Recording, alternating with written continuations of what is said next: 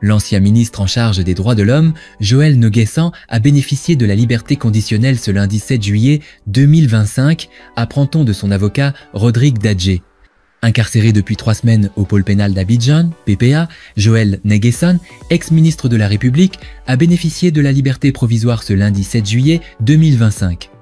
La libération de l'ex-ministre, faut-il le rappeler, intervient après la présentation d'excuses publiques aux magistrats ivoiriens.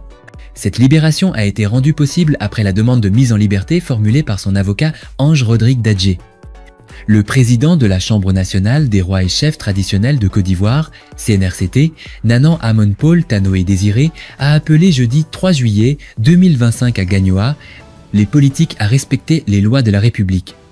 Apprenons à respecter les lois de la République comme nous respectons nos us et coutumes dans nos villages, a déclaré Nana Tanoé à l'ouverture de la rencontre de sensibilisation et d'échange que le directoire de la Chambre a organisé avec les forces vives de Gagnoa.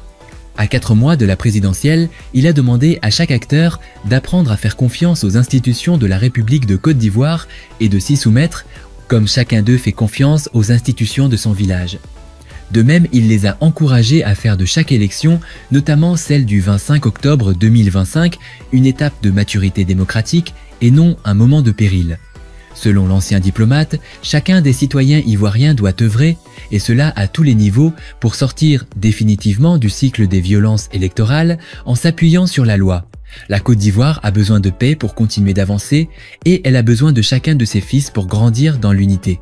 De même, il est nécessaire que tous les fils et filles soient sans exception, des bâtisseurs et non des fossoyeurs de la paix et du vivre ensemble.